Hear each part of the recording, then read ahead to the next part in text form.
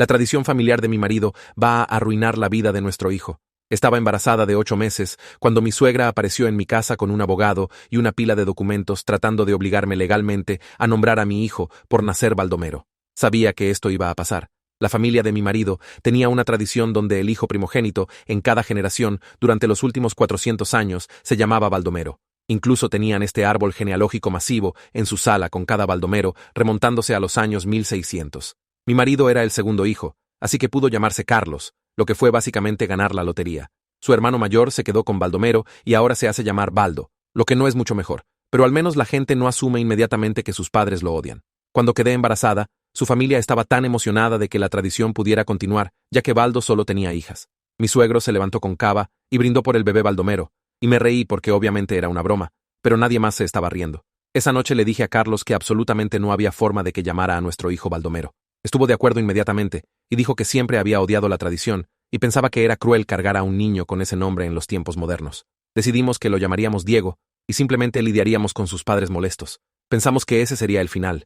Estábamos tan equivocadas. Mis suegros comenzaron una campaña de presión completa. Aparecían en nuestra casa todos los días con nuevas razones de por qué teníamos que usar el nombre. Mi suegro seguía hablando sobre cómo Baldomero era un cazador poderoso en la Biblia y un nombre de fuerza y poder, ignorando completamente que hoy en día todos solo piensan en un nombre anticuado. Compraron cientos de euros en ropa de bebé, mantas y juguetes todos bordados con Baldomero. Ordenaron una cuna personalizada con Baldomero tallado en la cabecera. Rehicieron su cuarto de huéspedes como guardería para cuando visitáramos y pintaron cuarto de Baldomero en la puerta. Mi suegro me sentó y explicó que ya había añadido el nombre de nuestro hijo al fideicomiso familiar y legalmente tenía que ser Baldomero para calificar para la herencia. Toda la familia extendida de Carlos se involucró.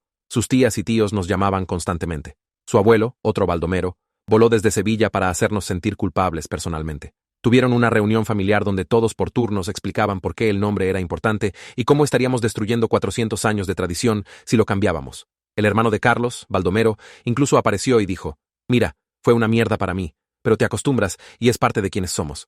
Señalé que literalmente usa un nombre diferente, y dijo que eso no venía al caso. Carlos comenzó a quebrarse bajo la presión. Después de semanas de acoso constante, comenzó a decir cosas como: «Tal vez podríamos usarlo como segundo nombre», o «¿Qué tal si lo escribimos diferente?». Le dije que ninguna variación de Baldomero era aceptable, y se puso a la defensiva, diciendo que no entendía lo que significaba para su familia. Sus padres comenzaron a agitar dinero frente a nosotros. Pagarían por la educación universitaria del bebé. Nos darían un enganche para una casa más grande. Establecerían un fondo fiduciario, pero solo si usábamos el nombre. Carlos comenzó a buscar casas en línea y hablar sobre lo lindo que sería no preocuparse por el dinero. Comenzó a tener llamadas diarias con sus padres que tomaba en otro cuarto. Salía luciendo estresado y no me decía de qué habían hablado. Comenzó a decir cosas como: «Tal vez estamos siendo demasiado tercos sobre esto», y «Es solo un nombre, no define quién es». Le recordé que literalmente había dicho que estaba agradecido todos los días de no ser el primogénito y no tener que llamarse Baldomero. Dijo que eso era diferente. Cuando estaba embarazada de 8 meses y medio, sus padres aparecieron con un abogado. Nos sentaron y presentaron documentos que habían elaborado. Querían que firmáramos un acuerdo legalmente vinculante de que nombraríamos al bebé Baldomero a cambio de 200.000 euros y una herencia garantizada. El abogado explicó que si no firmábamos, seríamos removidos del testamento completamente y cortados de la familia. Carlos miró los papeles y pude ver que realmente lo estaba considerando. Me levanté y les dije que salieran de mi casa. Mi suegra comenzó a sollozar. Mi suegro dijo: «Estás cometiendo un error enorme». Carlos no dijo nada. Después de que se fueron, Carlos y yo tuvimos la pelea más grande que habíamos tenido. Dijo que estaba siendo irrazonable y que 200.000 euros cambiarían nuestras vidas. Dije que la felicidad de nuestro hijo era más importante que el dinero. Dijo que el nombre no era tan malo y los niños son intimidados por todo tipo de cosas. Dije sí, pero la mayoría de los padres no eligen deliberadamente hacer a su hijo un blanco. No hablamos por 2 días. Entonces entré en trabajo de parto. Carlos me llevó al hospital y todo el camino siguió diciendo: «Resolveremos el nombre. No te preocupes por eso ahora». Algo salió mal durante el parto. Comencé a sangrar muy mal, y los doctores gritaban sobre hemorragia, y el cuarto se llenó de gente. Lo último que recuerdo fue una enfermera diciendo que necesitaban hacer una transfusión de emergencia. Cuando desperté 12 horas después, Carlos estaba sentado junto a la cama sosteniendo a nuestro hijo. Estaba llorando. Me pasó el certificado de nacimiento y susurró: «Lo siento mucho». El nombre en él era Baldomero. Miré fijamente el sello oficial del Estado, las letras impresas, mi propia firma de meses atrás en el formulario de preregistro, y luego su nombre escrito en la casilla, donde debería haber dicho Diego. Carlos siguió hablando. Sus palabras se atropellaban sobre cómo el doctor dijo que podría no sobrevivir, y sus padres estaban en la sala de espera y le dijeron que era lo que yo habría querido, y tenía tanto miedo que firmó todo lo que le pusieron enfrente. Levanté la vista del papel a su cara, marcada por lágrimas y desesperada, y luego hacia la pequeña persona en la cuna junto a mi cama, que se suponía que fuera Diego, pero era legalmente algo completamente diferente. Carlos alcanzó mi mano, pero la retiré. Le dije que se fuera. Comenzó a llorar más fuerte, diciendo que podíamos arreglarlo, diciendo que lo sentía, pero solo seguí repitiendo que necesitaba irse ahora mismo porque no podía mirarlo. La enfermera que había estado revisando mi presión arterial durante toda esta situación captó mi mirada y preguntó en voz baja si necesitaba que aplicara restricciones de visitas. Asentí. Carlos se quedó allí por otros segundos como si fuera a discutir. Luego salió con los hombros temblando. La puerta se cerró con un clic y me quedé sola con un bebé cuyo nombre legal me daba ganas de vomitar, todavía conectada a un suero después de casi desangrarme hasta morir 12 horas antes. Lo levanté con cuidado, consciente de todos los tubos y cables aún conectados a mí, y susurré que su nombre era Diego, sin importar lo que dijera cualquier papel. Hizo un sonido pequeño, y comencé a llorar. No del tipo bonito, sino del tipo feo de sollozos donde no puedes respirar bien. Horas después de haberlo alimentado y cambiado, y solo mirar su cara, tratando de memorizar cada detalle, una mujer en uniforme médico tocó y se presentó como la trabajadora social haciendo rondas vespertinas. Se sentó en la silla que Carlos había dejado vacante y comenzó a hacer las preguntas estándar sobre apoyo en casa y recursos posparto. Pero luego se detuvo y miró el expediente. Preguntó por qué seguía llamando al bebé Diego cuando toda la documentación decía Baldomero. Expliqué toda la situación, la tradición de 400 años, la campaña de presión, Carlos firmando mientras estaba inconsciente, y escuchó sin interrumpir. Cuando terminé, dijo que las enmiendas del certificado de nacimiento eran posibles, pero requerían proceso legal, y podía conectarme con un defensor del paciente que se especializaba en estas situaciones. Escribió un nombre y número de extensión en una nota adhesiva, y la pegó a mi mesa de noche. Luego apretó mi mano y dijo que me revisaría mañana. Aún sostenía esa nota adhesiva cuando los padres de Carlos aparecieron alrededor de las 7 esa tarde. Escuché primero la voz de su madre en el pasillo, fuerte y emocionada, hablando sobre un fotógrafo y fotos de recién nacido. La enfermera de antes, la que había preguntado sobre restricciones de visitas, los interceptó en la puerta. No pude escuchar todo, pero capté frases como solo visitantes aprobados y deseos de la madre. La madre de Carlos comenzó a llorar, ese mismo sollozar teatral que había hecho en mi sala, diciendo que le negaban a su nieto. La voz del padre de Carlos se hizo más fuerte, exigiendo saber quién le daba al hospital el derecho de mantener alejados a los abuelos. La enfermera se mantuvo calmada y firme, y eventualmente sus voces se desvanecieron por el pasillo. Le envié un mensaje a Carlos diciendo que sus padres necesitaban irse del hospital completamente, o llamaría a seguridad yo misma. No respondió. Alrededor de las 11 esa noche, Carlos regresó, moviéndose silenciosamente como si pensara que podría estar durmiendo. No lo estaba. Había estado acostada allí en la oscuridad, alimentando a Diego, y escuchando los sonidos del hospital y tratando de averiguar qué vendría después. Carlos acercó la silla a mi cama y comenzó a susurrar sobre cuánto lo sentía, cómo entró en pánico, cómo los doctores estaban diciendo cosas como hemorragia y transfusión, y sus padres seguían diciéndole que habría querido que la tradición fuera honrada. Le susurré de vuelta que sus padres claramente tenían documentos listos, lo que significaba que habían planeado esto, y él había elegido su presión sobre todo lo que habíamos acordado. Dijo que pensó que me estaba muriendo.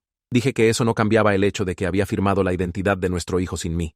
Dimos vueltas así por casi una hora, manteniendo nuestras voces bajas por el bebé durmiendo entre nosotros, hasta que finalmente Carlos se fue otra vez, sin que ninguno de nosotros llegara a algún tipo de resolución. Apenas dormí esa noche.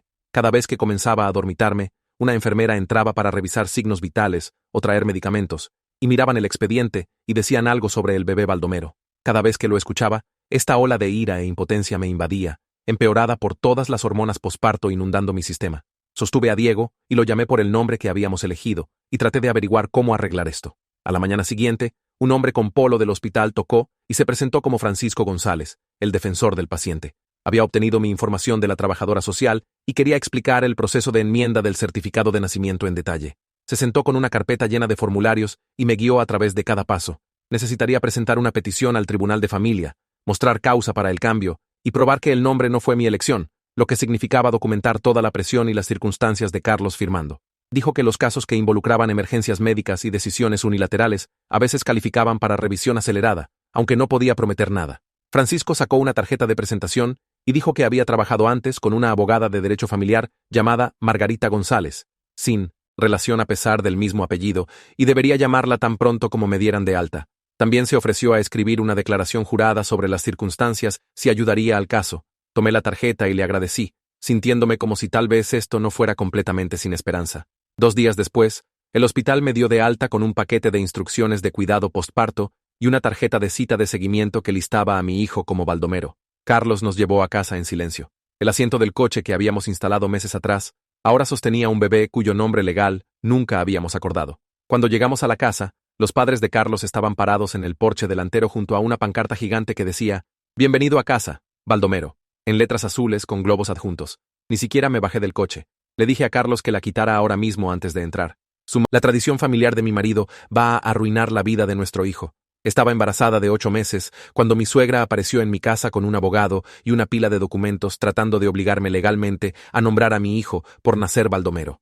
Sabía que esto iba a pasar. La familia de mi marido tenía una tradición donde el hijo primogénito, en cada generación, durante los últimos 400 años, se llamaba Baldomero. Incluso tenían este árbol genealógico masivo en su sala con cada Baldomero, remontándose a los años 1600. Mi marido era el segundo hijo, así que pudo llamarse Carlos, lo que fue básicamente ganar la lotería. Su hermano mayor se quedó con Baldomero y ahora se hace llamar Baldo, lo que no es mucho mejor, pero al menos la gente no asume inmediatamente que sus padres lo odian. Cuando quedé embarazada, su familia estaba tan emocionada de que la tradición pudiera continuar, ya que Baldo solo tenía hijas.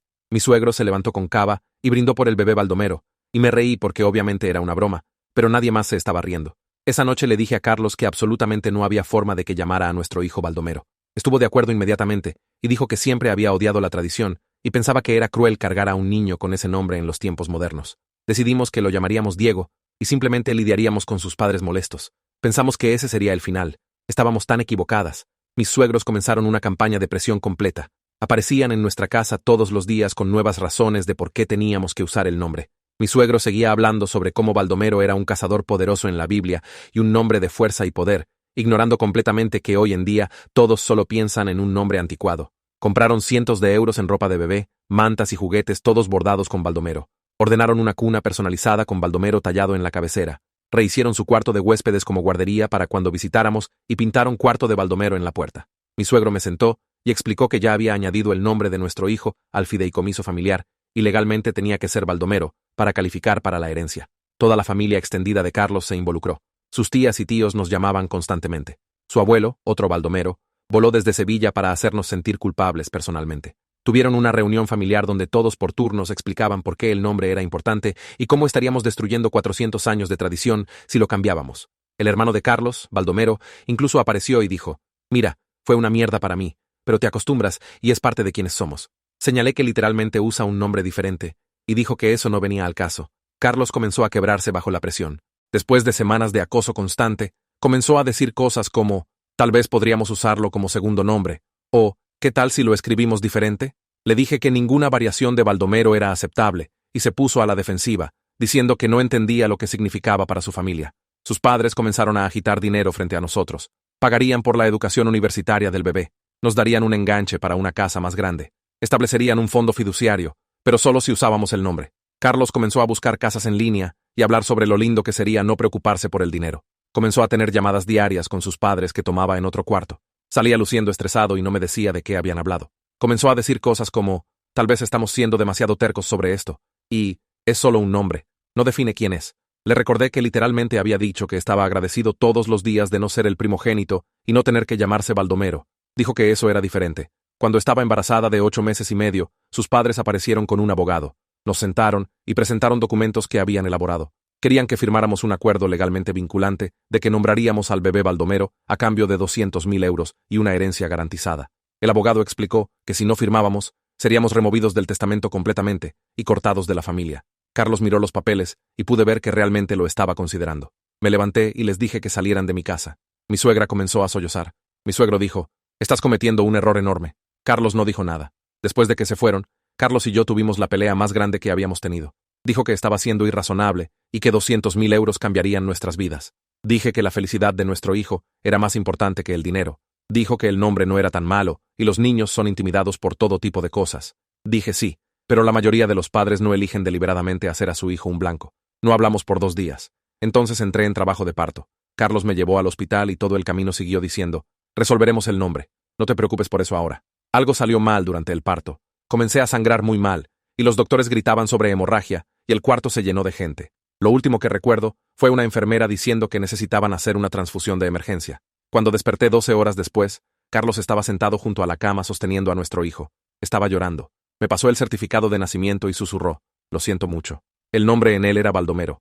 Miré fijamente el sello oficial del Estado, las letras impresas, mi propia firma de meses atrás en el formulario de preregistro, y luego su nombre escrito en la casilla, donde debería haber dicho Diego. Carlos siguió hablando. Sus palabras se atropellaban sobre cómo el doctor dijo que podría no sobrevivir, y sus padres estaban en la sala de espera y le dijeron que era lo que yo habría querido, y tenía tanto miedo que firmó todo lo que le pusieron enfrente. Levanté la vista del papel a su cara, marcada por lágrimas y desesperada, y luego hacia la pequeña persona en la cuna junto a mi cama, que se suponía que fuera Diego, pero era legalmente algo completamente diferente. Carlos alcanzó mi mano, pero la retiré. Le dije que se fuera. Comenzó a llorar más fuerte, diciendo que podíamos arreglarlo, diciendo que lo sentía, pero solo seguí repitiendo que necesitaba irse ahora mismo porque no podía mirarlo. La enfermera que había estado revisando mi presión arterial durante toda esta situación captó mi mirada y preguntó en voz baja si necesitaba que aplicara restricciones de visitas. Asentí. Carlos se quedó allí por otros segundos como si fuera a discutir. Luego salió con los hombros temblando.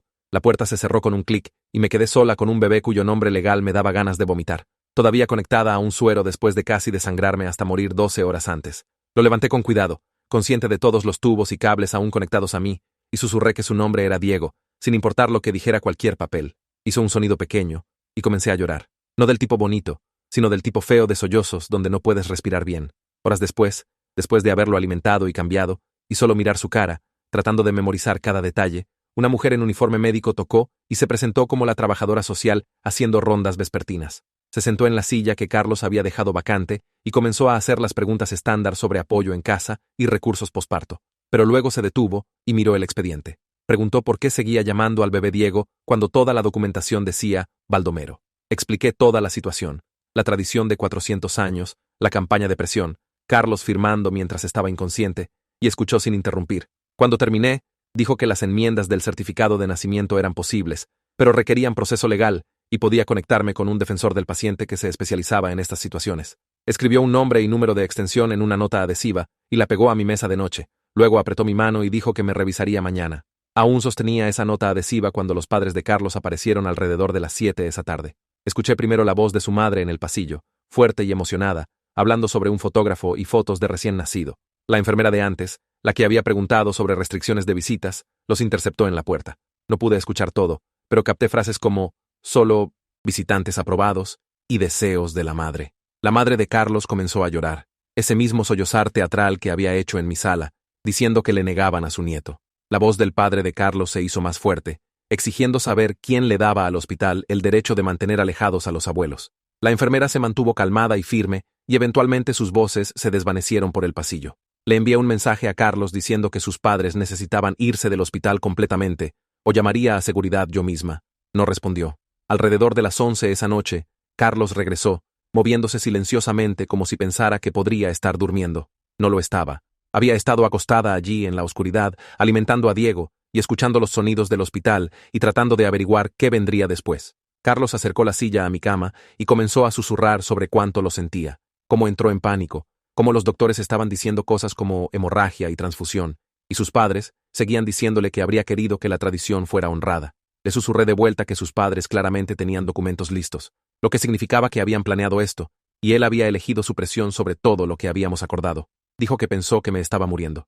Dije que eso no cambiaba el hecho de que había firmado la identidad de nuestro hijo sin mí. Dimos vueltas así por casi una hora, manteniendo nuestras voces bajas por el bebé durmiendo entre nosotros, hasta que finalmente Carlos se fue otra vez, sin que ninguno de nosotros llegara a algún tipo de resolución. Apenas dormí esa noche. Cada vez que comenzaba a dormitarme, una enfermera entraba para revisar signos vitales o traer medicamentos, y miraban el expediente y decían algo sobre el bebé Baldomero. Cada vez que lo escuchaba, esta ola de ira e impotencia me invadía, empeorada por todas las hormonas posparto inundando mi sistema. Sostuve a Diego y lo llamé por el nombre que habíamos elegido, y traté de averiguar cómo arreglar esto. A la mañana siguiente, un hombre con polo del hospital tocó y se presentó como Francisco González, el defensor del paciente. Había obtenido mi información de la trabajadora social y quería explicar el proceso de enmienda del certificado de nacimiento en detalle. Se sentó con una carpeta llena de formularios y me guió a través de cada paso. Necesitaría presentar una petición al Tribunal de Familia, mostrar causa para el cambio y probar que el nombre no fue mi elección, lo que significaba documentar toda la presión y las circunstancias de Carlos firmando. Dijo que los casos que involucraban emergencias médicas y decisiones unilaterales a veces calificaban para revisión acelerada, aunque no podía prometer nada. Francisco sacó una tarjeta de presentación y dijo que había trabajado antes con una abogada de derecho familiar llamada Margarita González, sin relación a pesar del mismo apellido, y debería llamarla tan pronto como me dieran de alta. También se ofreció a escribir una declaración jurada sobre las circunstancias si ayudaría al caso. Tomé la tarjeta y le agradecí, sintiéndome como si tal vez esto no fuera completamente sin esperanza. 2 días después, el hospital me dio de alta con un paquete de instrucciones de cuidado postparto y una tarjeta de cita de seguimiento que listaba a mi hijo como Baldomero. Carlos nos llevó a casa en silencio. El asiento del coche que habíamos instalado meses atrás ahora sostenía un bebé cuyo nombre legal nunca habíamos acordado. Cuando llegamos a la casa, los padres de Carlos estaban parados en el porche delantero junto a una pancarta gigante que decía: «Bienvenido a casa, Baldomero», en letras azules con globos adjuntos. Ni siquiera me bajé del coche. Le dije a Carlos que la quitara ahora mismo antes de entrar. Su madre comenzó a llorar otra vez, diciendo que estaba rechazando su herencia familiar, que se habían quedado despiertos hasta tarde haciendo la pancarta. Carlos miró entre sus padres y yo por un largo momento, luego se bajó y comenzó a bajar la pancarta. Su padre trató de detenerlo, pero Carlos siguió hasta que toda la cosa estuvo arrugada en el porche. Llevamos a Diego adentro mientras sus padres se quedaron allí, viéndose conmocionados, y cerré la puerta con llave detrás de nosotros. Esa primera noche en casa fue horrible. Diego lloró por horas, ese llanto de recién nacido que suena como el fin del mundo. Y Carlos y yo apenas podíamos hablarnos. Nos movíamos por la casa como extraños, pasándonos el bebé de ida y vuelta, calentando biberones, cambiando pañales, sin hacer contacto visual.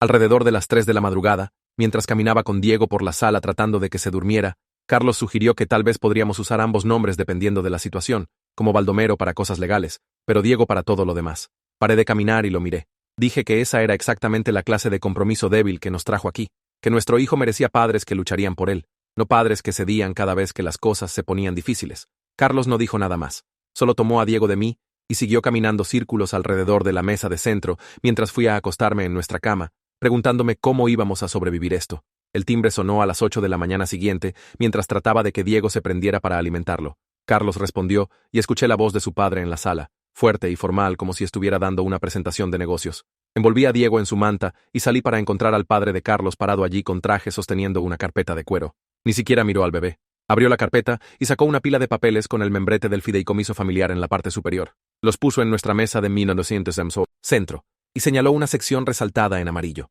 El fideicomiso requería un certificado de nacimiento certificado, probando que el primer nombre legal era Baldomero, dentro de 30 días del nacimiento, o el beneficiario sería permanentemente excluido. Miró a Carlos y dijo: «Si perdemos esa fecha límite, no solo Diego perdería su herencia, sino que Carlos sería removido del testamento completamente por fallar en mantener la obligación familiar». La cara de Carlos se puso blanca. Su padre recogió los papeles, los puso de vuelta en la carpeta y la puso en la mesa. Luego se fue sin decir nada más. Carlos se quedó allí mirando la carpeta como si pudiera explotar. Regresé a la habitación del bebé para terminar de alimentar a Diego, porque no podía lidiar con el pánico de Carlos encima de todo lo demás. Más tarde esa tarde, estaba revisando los papeles de alta del hospital buscando la información de seguimiento del pediatra, cuando encontré el formulario de preregistro que había llenado durante mi tercer trimestre. Recordaba llenarlo claramente, porque había escrito Diego bajo nombre planeado del bebé, y me sentí feliz de verlo por escrito. Pero alguien había tachado Diego con letra diferente, y escrito Baldomero encima en tinta azul. Mi letra era negra.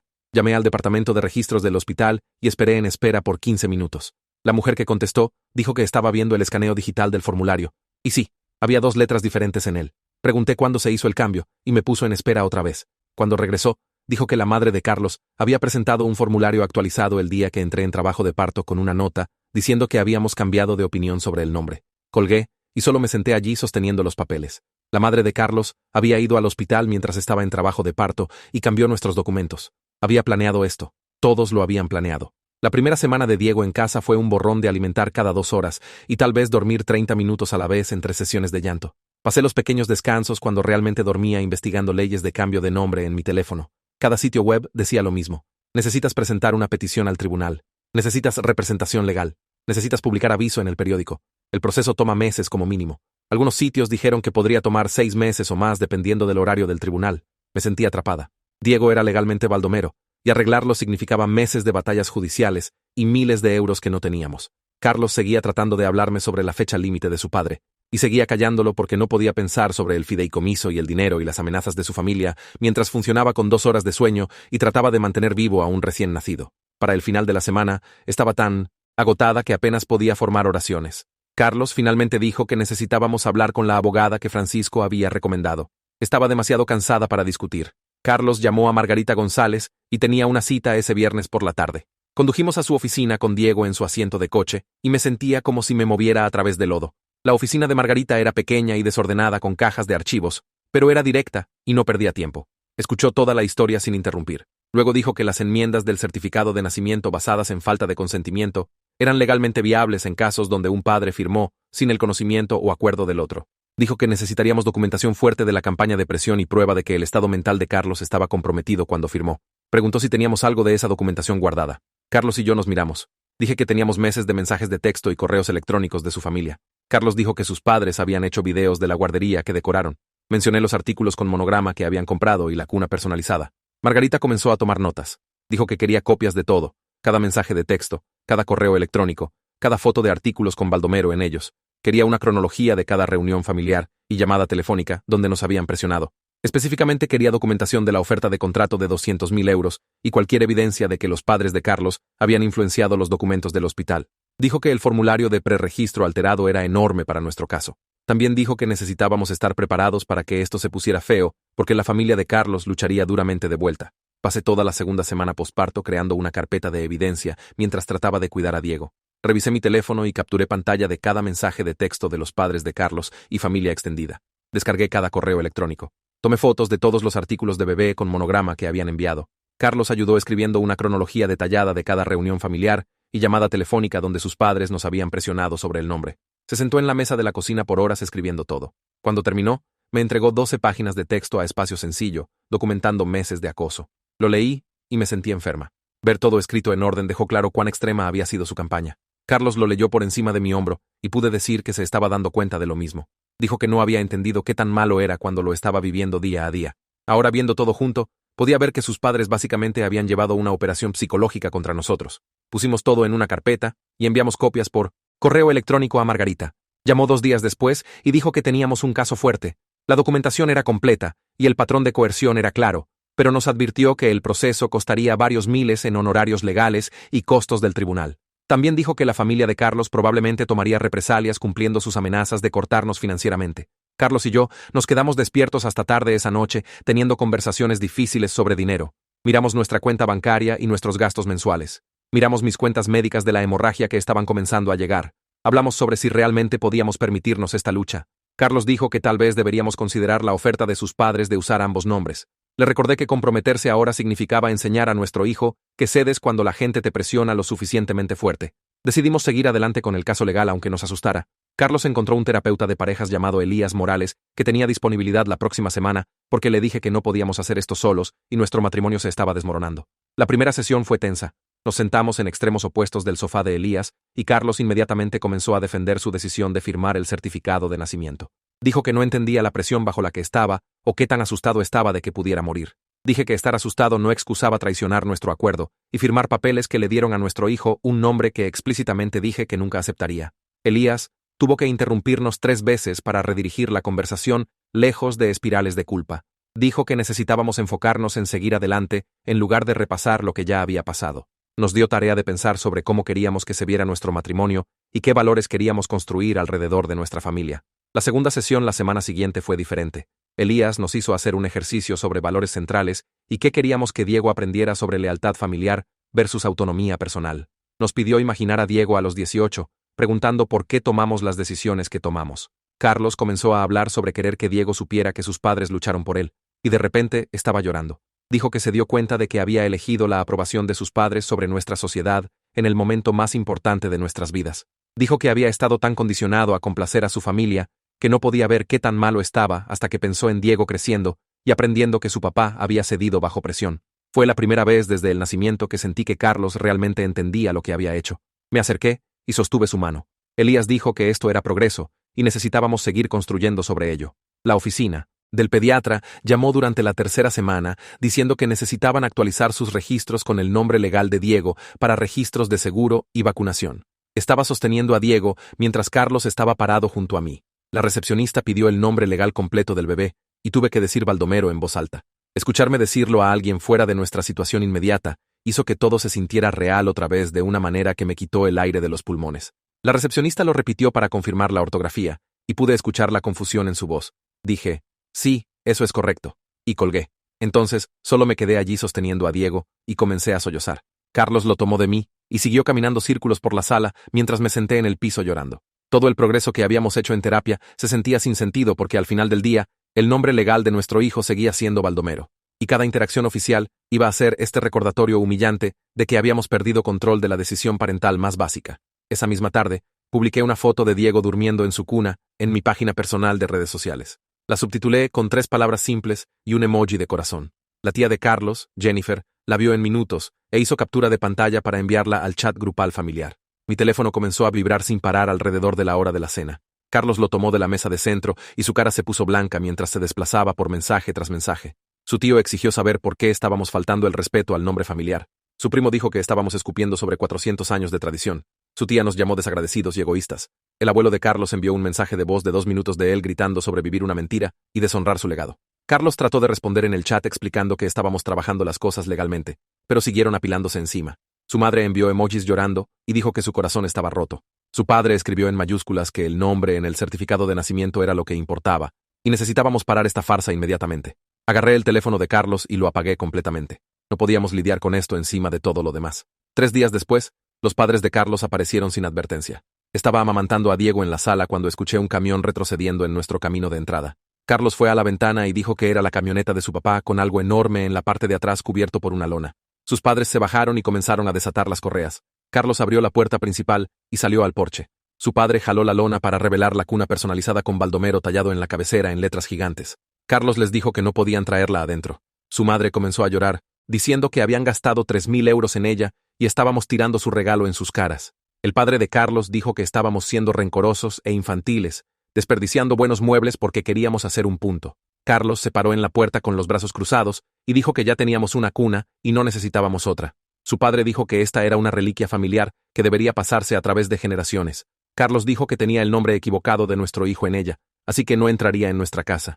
Discutieron en el porche por 20 minutos mientras me senté adentro escuchando cada palabra. Finalmente, el padre de Carlos dijo que la guardarían en su casa hasta que entráramos en razón, y la cargaron de vuelta en el camión y se fueron. Carlos entró temblando y se sentó junto a mí sin decir nada. A la mañana siguiente, llegó un sobre grande en nuestro buzón. Adentro, había un cheque por 200.000 euros hecho a ambos nombres. La línea de memo decía, para el futuro de Baldomero, aceptación condicional de tradición familiar. Había una nota del padre de Carlos explicando que el dinero era nuestro si dejábamos caer la petición de cambio de nombre y aceptábamos que el nombre legal de nuestro hijo permanecería como se archivó. Carlos miró el cheque por mucho tiempo. Llamé a Margarita inmediatamente y le dije lo que había llegado. Dijo que bajo ninguna circunstancia deberíamos depositar o cobrar ese cheque porque podría usarse como evidencia de que aceptamos sus términos y acordamos con el arreglo del nombre. Me dijo que hiciera copias para nuestros registros y pusiera el original en la carpeta de evidencia con todo lo demás que habíamos estado documentando. Hice exactamente eso mientras Carlos miraba. Preguntó si realmente íbamos a rechazar tanto dinero, y le recordé que ya habíamos decidido que la identidad de nuestro hijo no estaba en venta.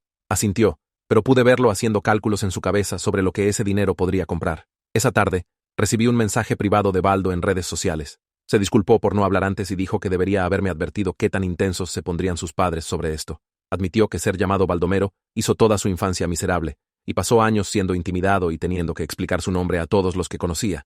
Dijo que comenzó a usar Baldo desde la secundaria porque no podía soportarlo más. Y aún ahora, a los 38 años, todavía tenía que lidiar con las reacciones de la gente cuando veían su nombre legal en documentos. Dijo que deseaba que alguien hubiera luchado por él, como yo estaba luchando por Diego. Me dio información de contacto para Rachel Franco, una mediadora familiar que lo ayudó a establecer límites con sus padres cuando trataron de presionarlo sobre nombrar a sus propias hijas. Dijo que Rachel entendía las dinámicas familiares y podría ayudarnos a encontrar un término medio, aunque no estaba seguro de que el término medio fuera posible, con una tradición de 400 años en juego. Terminó el mensaje diciendo que apoyaría cualquier cosa que decidiéramos, y si necesitábamos a alguien para testificar sobre cómo el nombre lo afectó, lo haría. Le mostré el mensaje a Carlos, y por primera vez desde el nacimiento, lo vi verse aliviado de que alguien en su familia entendiera. Carlos llamó a Rachel Franco al día siguiente, y explicó nuestra situación. Tenía una cita la semana siguiente, y dijo que estaría dispuesta a facilitar una conversación entre nosotros y sus padres si todos aceptaban participar. Carlos era optimista de que tal vez tener una tercera parte neutral ayudaría a sus padres a ver la razón. Dijo que eran buenas personas que solo tenían este punto ciego sobre tradición, y tal vez Rachel podría ayudarlos a entender nuestra perspectiva. Yo era mucho menos optimista. Había visto a sus padres pasar meses tratando de sobornarnos y manipularnos para usar un nombre que sabían que odiábamos. No pensé que una sesión de mediación de repente los haría razonables sobre algo en lo que habían pasado 400 años construyendo su identidad familiar alrededor. Pero acepté intentar porque Carlos necesitaba ver por sí mismo que sus padres no iban a comprometerse. La sesión de mediación ocurrió durante la cuarta semana en la oficina de Rachel en el centro. Nos hizo sentarnos a todos en círculo en sillas cómodas y explicó las reglas básicas sobre comunicación respetuosa y escuchar sin interrumpir. La madre de Carlos comenzó a llorar antes de que Rachel terminara la introducción. Su padre se sentó con los brazos cruzados, viéndose enojado. Rachel nos pidió a cada uno explicar nuestra perspectiva, comenzando conmigo y Carlos. Carlos habló sobre querer que nuestro hijo tuviera un nombre normal que no lo hiciera blanco de intimidación. Expliqué que nunca consentí al nombre Baldomero, y desperté de una emergencia médica para encontrar que la identidad de mi hijo había sido decidida sin mí. Rachel pidió a los padres de Carlos compartir su punto de vista. Su padre se lanzó al discurso de tradición de 400 años, y cómo el fideicomiso familiar estaba estructurado legalmente alrededor del nombre. Su madre sollozó sobre ser la generación que rompió la cadena y qué tan devastada estaba la familia extendida. Rachel trató de guiar la conversación hacia posibles compromisos. Sugirió usar Baldomero como segundo nombre, o encontrar un nombre similar que honrara la tradición sin las asociaciones negativas modernas. Los padres de Carlos cerraron cada sugerencia inmediatamente. Su padre dijo que los documentos del fideicomiso, específicamente, requerían que el primer nombre fuera Baldomero, con esa ortografía exacta. Su madre dijo que cualquier variación sería lo mismo que romper la tradición completamente. Rachel preguntó si entendían cómo su campaña de presión nos había afectado y si podían reconocer que aparecer con abogados y dinero fue inapropiado. Se negaron a admitir que habían hecho algo malo. Su padre dijo que estaban tratando de preservar algo importante y estábamos siendo tercos sin buena razón. La sesión terminó sin nada resuelto, y la madre de Carlos todavía llorando. Francisco González llamó durante la cuarta semana para revisar cómo estaba emocionalmente. Dijo que le gustaba hacer seguimiento con pacientes que habían pasado por partos traumáticos para asegurarse de que estuvieran recibiendo apoyo. Traté de mantenerme en el teléfono, pero terminé colapsando y contándole todo. Expliqué sobre la presión familiar que no había parado, los costos legales que enfrentábamos para arreglar el certificado de nacimiento, y qué tan agotada estaba de luchar esta batalla mientras trataba de cuidar a un recién nacido. Francisco escuchó todo, y luego dijo que estaría dispuesto a escribir una declaración jurada sobre las circunstancias de Carlos firmando el certificado de nacimiento si ayudaría a nuestro caso. Dijo que recordaba la situación claramente, porque los padres de Carlos habían estado en el pasillo haciendo demandas mientras yo estaba en cirugía, y había pensado en ese momento que Carlos se veía presionado y abrumado. Dijo que podía documentar la cronología y sus observaciones como empleado del hospital que presenció parte de lo que pasó. Le agradecí y dije que le preguntaría a Margarita si una declaración jurada de él fortalecería nuestra petición. Tener a alguien fuera de la familia dispuesto a validar que algo estaba mal con cómo pasaron las cosas me hizo sentir menos sola en esta lucha. Me uní a un grupo de apoyo postparto en línea esa semana, porque necesitaba hablar con otras madres nuevas que podrían entender lo que estaba pasando. La mayoría de las publicaciones eran sobre cosas normales como problemas de lactancia y horarios de sueño, pero una mujer compartió una historia sobre la familia de su marido, presionándolos para usar un nombre cultural tradicional que no quería. Había estado en una situación similar donde su suegra trató de nombrar al bebé mientras se recuperaba de una cesárea. La mujer explicó cómo ella y su marido habían pasado por el proceso legal para cambiar el nombre de su hija cuando tenía 2 meses, y había valido cada centavo y cada hora de estrés. Dijo que su hija tenía 3 años ahora y prosperaba con el nombre que sus padres eligieron juntos, y la familia extendida eventualmente lo aceptó, una vez que se dieron cuenta de que la decisión era final. Leer su historia me dio esperanza de que realmente podíamos ganar esto, y que Diego no estaría atascado con Baldomero para siempre. Le envié un mensaje privado para preguntar sobre su abogada y el proceso del tribunal, y respondió con consejos detallados y aliento. Saber que alguien más había navegado esta situación exacta y salido bien hizo que el camino adelante se sintiera más posible. El padre de Carlos llamó durante la 5ª semana con una nueva oferta. Dijo que pagaría todas mis cuentas médicas de la hemorragia y cuidado de emergencia si simplemente mantuviéramos el nombre y paráramos de hacer problemas. Carlos tomó la llamada en altavoz, y escuché a su padre explicar que las cuentas del hospital probablemente serían decenas de miles de euros, y no deberíamos cargar con esa carga cuando la familia podía cubrirla fácilmente. Carlos me miró con esta expresión desesperada porque sabía exactamente cuánto debíamos. Las cuentas habían estado llegando toda la semana y estábamos viendo cerca de 40.000 euros en cargos que nuestro seguro solo cubría parcialmente. Carlos preguntó a su padre si este era otro pago condicional, y su padre dijo, por supuesto, era condicional a que dejáramos caer la petición de cambio de nombre. Carlos comenzó a decir que tal vez deberíamos considerarlo, pero lo interrumpí. Le recordé que habíamos acordado antes de la mediación que la identidad de nuestro hijo no estaba en venta a ningún precio. Dije que no importaba si eran 40.000 o 400.000. No íbamos a dejar que sus padres compraran el derecho de nombrar a nuestro hijo. Carlos le dijo a su padre que no podíamos aceptar la oferta, y su padre dijo que estábamos siendo tontos y orgullosos. Colgó sin decir adiós. Esa noche, Carlos y yo nos sentamos juntos en la mesa de la cocina con mi laptop. Abrí un correo electrónico en blanco dirigido a ambos padres. Escribí límites formales declarando que no podían visitar o tener contacto con Diego hasta que aceptaran respetar y usar el nombre que elegimos para él.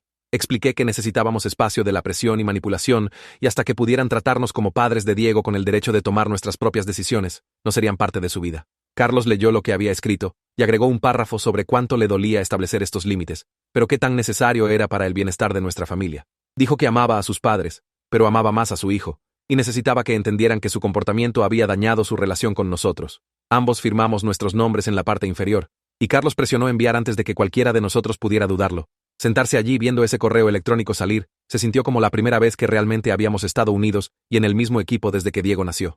Carlos se acercó por la mesa y sostuvo mi mano, y nos quedamos sentados allí juntos en la cocina silenciosa, sabiendo que acabábamos de declarar guerra a toda su familia, pero sintiendo que finalmente habíamos elegido el lado correcto. El padre de Carlos llamó a la mañana siguiente antes de que terminara mi primera taza de café. Carlos lo puso en altavoz y escuché esta voz fría y controlada exponer exactamente lo que estábamos perdiendo. Pasó por una lista como si estuviera leyendo de un documento legal.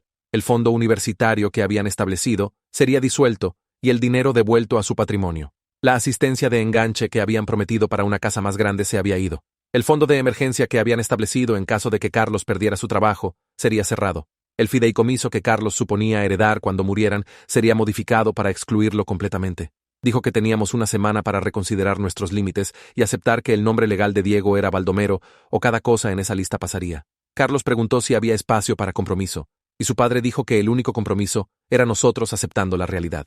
La llamada terminó, y Carlos solo se sentó allí mirando su teléfono. Le recordé que ya habíamos decidido que el dinero no importaba más que la identidad de nuestro hijo, pero pude verlo haciendo cálculos en su cabeza sobre lo que realmente estábamos renunciando.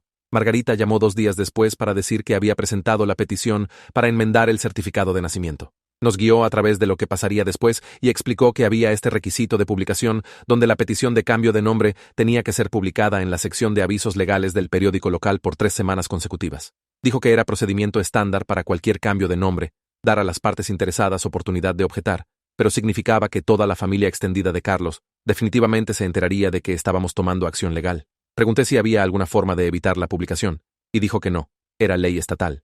Carlos preguntó qué pasaría si sus padres presentaban una objeción, y Margarita dijo que podían, pero sus bases serían débiles, ya que no eran los padres legales. La publicación correría empezando la próxima semana, y la audiencia sería programada unas 6 semanas después. Sentarme en la oficina de Margarita procesando el requisito de publicación me dolió el estómago. Le dije que tenía miedo de que todos supieran que Carlos firmó papeles sin mi consentimiento mientras estaba inconsciente. Se sintió como admitir públicamente que mi marido me había traicionado en el peor momento posible. Margarita se inclinó hacia adelante y dijo que la transparencia era mejor que tratar de esconderlo. Explicó que la familia de Carlos crearía su propia narrativa si nos quedábamos callados, pero si controlábamos la historia a través de la petición legal, podíamos presentar los hechos en nuestros términos. Dijo que la petición incluiría la declaración de Carlos sobre la campaña de presión y las circunstancias de firmar, lo que dejaría claro que esto no era un simple desacuerdo, sino un patrón de coerción. Miré a Carlos y asintió, diciendo que deberíamos ser abiertos sobre todo. Decidimos dejar que la publicación pasara y lidiar con cualquier consecuencia que viniera de su familia viéndolo impreso. El boletín familiar anual llegó durante la 6ª semana en un sobre manila grande con la dirección de retorno de los padres de Carlos. Lo abrí pensando que tal vez era algún tipo de disculpa u oferta de paz, pero en su lugar era este boletín de vacaciones brillante de 8 páginas que envían a toda su familia extendida cada año. La página frontal tenía una foto enorme que habían tomado en el hospital sin preguntar, mostrándolos sosteniendo a Diego con un subtítulo que decía, dando la bienvenida a Baldomero VII al legado familiar. Adentro había múltiples páginas sobre la llegada del bebé Baldomero y historias sobre la tradición familiar y qué tan orgullosos estaban de continuarla por otra generación. Habían incluido fotos de la guardería que habían montado en su casa con cuarto de Baldomero pintado en la puerta. Incluso habían impreso una sección del árbol genealógico mostrando a Diego listado como Baldomero VII con su fecha de nacimiento. Ver a nuestro hijo presentado a cientos de parientes bajo el nombre equivocado me puso tan enojada. Realmente tiré el boletín por el cuarto. Carlos lo recogió y lo leyó, y sus manos estaban temblando. Sacó su teléfono y llamó a su madre justo allí. Pude escuchar su voz del otro lado sonando alegre hasta que Carlos la interrumpió. Les dijo que no tenían derecho de usar las fotos de Diego sin permiso y ningún derecho de anunciarlo a la familia usando un nombre que no elegimos. Dijo que si enviaban más boletines o compartían más información sobre nuestro hijo, agregaríamos acoso a la petición legal. Su madre comenzó a llorar y dijo que solo eran abuelos orgullosos compartiendo su alegría. Pero Carlos le colgó. Nuestra tercera sesión de terapia con Elías Pasó unos días después del incidente del boletín. Elías pidió a Carlos hablar sobre cómo se sentía estar atrapado entre sus padres y yo. Y Carlos pasó 20 minutos tratando de explicar cómo había sido criado para creer que la lealtad familiar significaba poner la tradición primero. Dijo que toda su vida había visto a su hermano sufrir con el nombre, pero nadie nunca cuestionó si la tradición valía la pena. Elías preguntó qué quería Carlos que Diego aprendiera sobre familia, y Carlos se quedó callado por mucho tiempo. Luego Elías le dio tarea de escribir una carta a Diego explicando por qué estábamos luchando por su nombre. Dijo que Carlos necesitaba poner en palabras qué tipo de padre quería ser y qué valores quería enseñar a nuestro hijo. Carlos se veía incómodo, pero aceptó hacerlo. Elías dijo que la carta no tenía que ser perfecta, solo tenía que ser honesta sobre los sentimientos y decisiones de Carlos.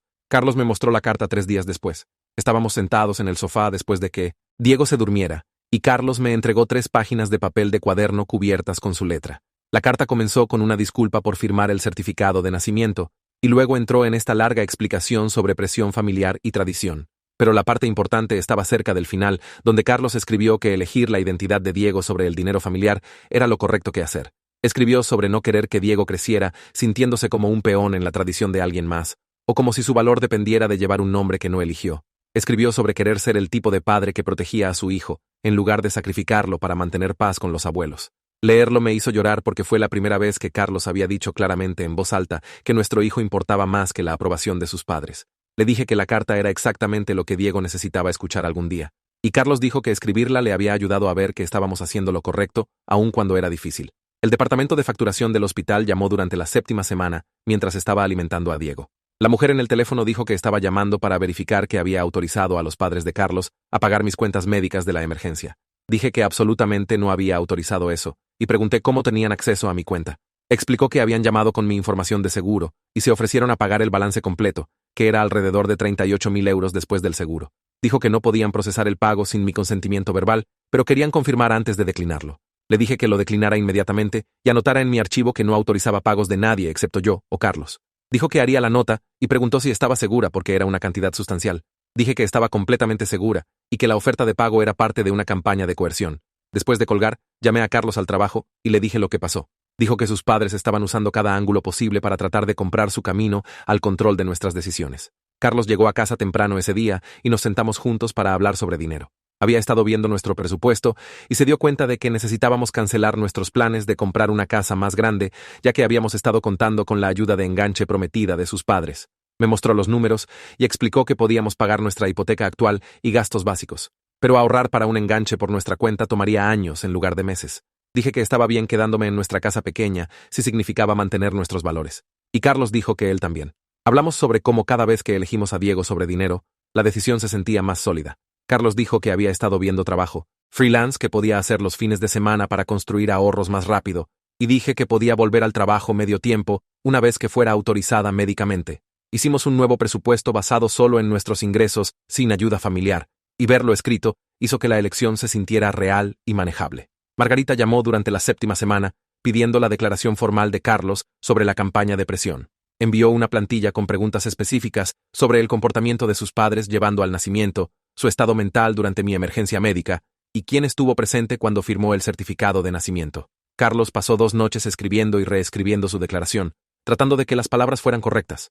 Documentó cada reunión familiar donde nos habían presionado, cada llamada telefónica de parientes, cada oferta financiera. Describió cómo sus padres habían aparecido en el hospital durante mi cirugía y le dijeron que podría morir, y necesitaba honrar la tradición familiar mientras aún podía. Escribió sobre sentirse paralizado y aterrorizado, y cómo sus padres le habían entregado los documentos ya llenos. Verlo escribir la manipulación de su familia en lenguaje legal formal fue doloroso, porque hizo todo tan claro e innegable. Cuando finalmente envió la declaración a Margarita, se veía agotado, pero también aliviado, como si finalmente hubiera admitido en voz alta lo que realmente había pasado. Francisco González envió correo electrónico unos días después, diciendo que había completado su declaración jurada sobre las circunstancias del hospital. Adjuntó una copia para nuestros registros y explicó que había documentado cómo el formulario de preregistro había sido alterado sin mi conocimiento, cómo los padres de Carlos habían estado presentes durante mi emergencia médica y cómo el certificado de nacimiento había sido archivado bajo circunstancias inusuales. También había incluido su opinión profesional de que los procedimientos normales del hospital no habían sido seguidos y que había preguntas legítimas sobre si la firma de Carlos representaba el consentimiento informado de ambos padres. Tener a alguien del hospital validando oficialmente que algo estaba mal con cómo el certificado de nacimiento fue archivado hizo que nuestro caso se sintiera mucho más fuerte. Margarita llamó después de recibir la declaración jurada de Francisco y dijo que era exactamente lo que necesitaba para argumentar que el certificado de nacimiento debería ser enmendado. Dijo que entre la declaración de Carlos, la declaración jurada de Francisco y toda nuestra documentación de la campaña de presión, teníamos un caso sólido para la audiencia.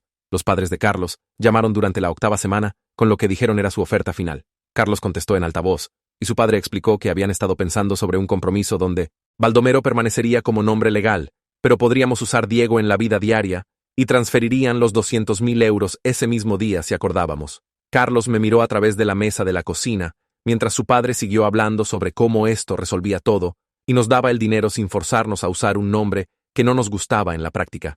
Pude ver que Carlos estaba completamente desgastado de 2 meses de lucha, las bolsas bajo sus ojos más oscuras que jamás las había visto. Y parte de mí entendía la tentación de solo tomar el dinero y terminar esto. Pero negué con la cabeza, porque ambos sabíamos lo que ese compromiso realmente significaba. Nuestro hijo pasaría toda su vida explicando por qué sus documentos legales decían una cosa, mientras todos lo llamaban otra cosa. Cada vez que aplicara para un trabajo, o sacara un pasaporte, o llenara documentos oficiales, tendría que escribir Baldomero y luego explicar que en realidad no es como lo llaman. Carlos le dijo a su padre que lo pensaríamos y llamaríamos de vuelta mañana, luego colgó y puso su cabeza en sus manos. Nos quedamos despiertos toda la noche, hablándolo mientras Diego dormía en su cuna junto al sofá. Carlos siguió regresando a qué tan fácil sería la vida con ese dinero, cómo podríamos parar de preocuparnos por honorarios legales y pagar un lugar más grande y realmente tener ahorros. Le recordé que Diego crecería sintiéndose dividido entre 2 identidades, nunca poseyendo completamente ningún nombre, siempre teniendo que justificar la desconexión. Alrededor de las 3 de la madrugada, Carlos finalmente dijo que no quería que nuestro hijo pasara toda su vida explicando por qué su nombre legal no coincidía con lo que la gente lo llamaba. Dijo que preferiría que Diego tuviera una identidad clara que ambos padres eligieron juntos, aun si significaba perder el dinero y la herencia. Decidimos juntos llamar a los padres de Carlos al día siguiente y rechazar la oferta de compromiso. Luego le dijimos a Margarita que siguiera adelante con la petición de cambio de nombre. Carlos llamó a su padre esa tarde y dijo que no estábamos aceptando ninguna versión del nombre Baldomero, legal o de otra manera, y su padre colgó sin decir otra palabra. La guerra narrativa familiar empeoró durante la 9ª semana, cuando los padres de Carlos comenzaron a decir a parientes que estábamos manteniendo a Diego lejos de ellos y rehusándonos a discutir compromisos razonables. El teléfono de Carlos se llenó de mensajes de texto de tías y tíos diciendo que estábamos siendo tercos y destruyendo la familia por solo un nombre. Su primo envió un mensaje largo sobre cómo las tradiciones importan y estábamos faltando el respeto a 400 años de historia familiar porque pensábamos que éramos mejores que todos los demás. La tía de Carlos llamó llorando y dijo que sus padres tenían el corazón roto y estábamos desgarrando la familia, sin buena razón. Los mensajes siguieron llegando toda la semana, a veces una docena en un solo día, todos diciendo básicamente lo mismo sobre cómo estábamos equivocados y egoístas, y necesitábamos comprometernos. Carlos comenzó a dejar su teléfono en otro cuarto, porque revisarlo solo lo hacía sentir peor. Pero leí todos los mensajes y los guardé en caso de que Margarita necesitara más evidencia de la campaña de presión. Ninguno de los parientes parecía importarle que ya habíamos tratado de comprometernos y que los padres de Carlos habían rechazado cada opción, excepto obtener exactamente lo que querían. Todos actuaron como si fuéramos nosotros los irrazonables, por no querer que nuestro hijo fuera legalmente nombrado algo que significa anticuado en uso moderno. Nuestra 4ª sesión de terapia con Elías se enfocó en prepararnos para la probabilidad de que los padres de Carlos realmente cumplieran con cortarnos financieramente. Elías nos hizo practicar guiones de límites para cuando parientes llamaran para hacernos sentir culpables, caminando exactamente a través de lo que diríamos y cómo manejaríamos la presión. Pidió a Carlos hacer juego de roles, diciéndole a su padre que no estábamos cambiando nuestras mentes, y Carlos tropezó con las palabras al principio, pero se hizo más fuerte cada vez que practicó. Luego Elías nos hizo trabajar a través de la realidad financiera de perder la herencia y cualquier apoyo familiar. Listamos nuestros ingresos reales, nuestros gastos mensuales, lo que podríamos cortar si necesitáramos, y cómo manejaríamos emergencias sin una red de seguridad familiar. Ver todo escrito en papel hizo que las consecuencias se sintieran manejables en lugar de este desconocido aterrador. No íbamos a ser ricos, y necesitaríamos ser cuidadosos con el dinero, pero absolutamente podríamos sobrevivir con lo que ganáramos nosotros mismos. Carlos dijo que algo cambió para él durante esa sesión cuando se dio cuenta de que realmente podíamos hacerlo funcionar sin el dinero de sus padres. El miedo de ser cortados había sido este peso enorme en él. Pero una vez que planeamos para ello concretamente, paró de sentirse como el fin del mundo. Margarita llamó durante la 9ª semana diciendo que la audiencia de cambio de nombre estaba programada para la 10ª semana. Pasó 1 hora en el teléfono preparándonos para qué esperar, explicando que el juez querría escuchar directamente de ambos sobre las circunstancias alrededor del certificado de nacimiento y revisaría toda la evidencia que habíamos reunido en los últimos 2 meses. Caminó a través de los tipos de preguntas que probablemente enfrentaríamos y cómo responderlas clara y factualmente, sin ponernos emocionales o defensivos. Dijo que se sentía confiada sobre nuestro caso basado en la declaración jurada de Francisco, documentando las circunstancias del hospital y la declaración detallada de Carlos sobre la campaña de 1900 de presión. Explicó que la preocupación principal del juez sería si el cambio de nombre servía a los mejores intereses de Diego, y nuestra evidencia mostraba un patrón claro de coerción que comprometió la habilidad de Carlos de hacer una elección libre. Nos dijo que nos vistiéramos profesionalmente, llegáramos temprano y estuviéramos preparados para pasar la mayor parte del día en la corte, porque estas audiencias podrían durar mucho. La fecha de la audiencia se sintió tanto demasiado pronto como no lo suficientemente pronto, después de 2 meses de lucha. Los padres de Carlos contrataron su propio abogado 3 días antes de la audiencia.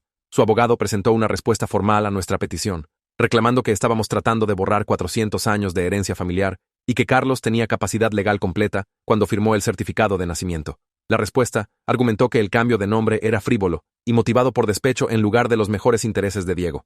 Su abogado escribió que muchas familias tienen patrones tradicionales de nombres y que continuar esas tradiciones beneficia a los niños conectándolos a su herencia. El documento reclamó que los padres de Carlos simplemente habían ofrecido apoyo financiero como cualquier abuelo haría y que estábamos caracterizando involucramiento familiar normal como coerción. Dijo que Carlos era un adulto crecido que tomó su propia decisión durante un tiempo estresante y que ahora estábamos tratando de deshacer esa decisión porque la lamentábamos. Margarita llamó después de recibir su respuesta y dijo que ninguno de sus argumentos la sorprendía. Dijo que el reclamo sobre herencia familiar no anulaba la evidencia de que Carlos firmó bajo coacción y su caracterización de la campaña de presión como involucramiento familiar normal no resistiría contra nuestra documentación. La audiencia en sí fue más angustiante que cualquier cosa que hubiera experimentado. Nos sentamos en una mesa en corte familiar con Margarita, mientras los padres de Carlos se sentaron al otro lado del pasillo con su abogado.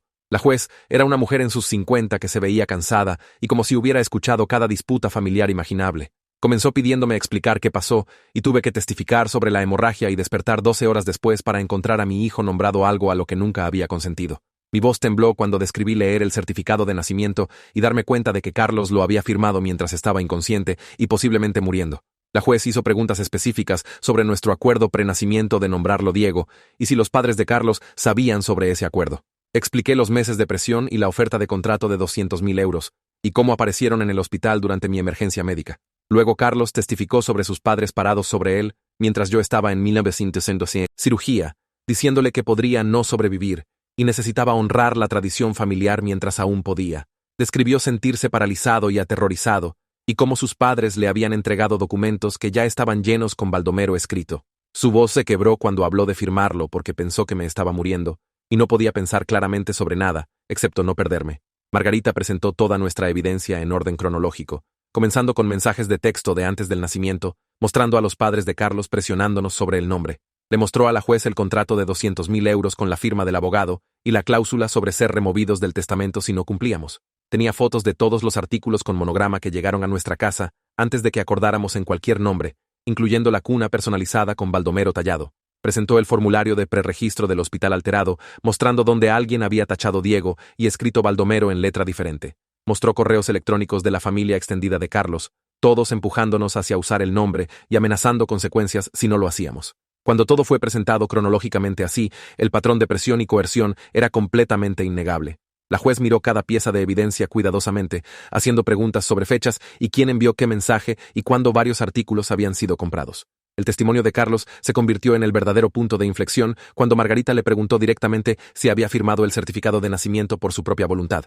Dijo que no. Lo había firmado bajo coacción porque sus padres explotaron su miedo sobre perderme y lo hicieron creer que me estaba honrando usando el nombre de su familia. Le dijo a la juez que quería ser el tipo de padre que protege la identidad de su hijo, en lugar de sacrificarla por dinero y tradición. Dijo que había cometido un error terrible en un momento de crisis y estaba pidiendo a la corte que le permitiera arreglarlo antes de que Diego fuera lo suficientemente grande para ser lastimado por ello. Observé la cara de la juez mientras Carlos habló y vi su expresión cambiar de neutral a algo que parecía comprensión. Le preguntó si sus padres habían sabido sobre nuestro acuerdo de usar el nombre Diego, y Carlos dijo que sí. Habían sabido por meses, y por eso lo habían presionado tan fuerte cuando no pude detenerlos. La juez se dirigió al abogado de los padres de Carlos y preguntó si había alguna disputa sobre la campaña de presión o la oferta de contrato. Su abogado tuvo que admitir que esos hechos eran precisos, pero argumentó que no invalidaban la firma de Carlos porque era un adulto competente que tomó su propia decisión.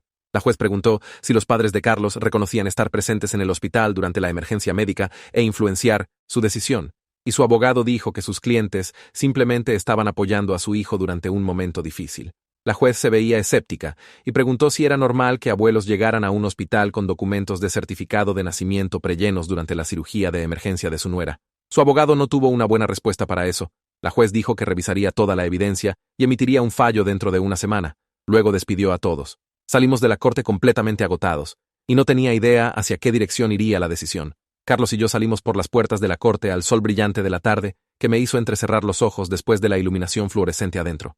Sus padres estaban parados junto a las escaleras de concreto con su abogado, y la madre de Carlos dio un paso hacia nosotros con la mano extendida. Su abogado agarró su codo y la jaló hacia atrás, diciendo algo que no pude escuchar desde esa distancia. El padre de Carlos solo nos miró con los brazos cruzados. Pasamos junto a ellos a nuestro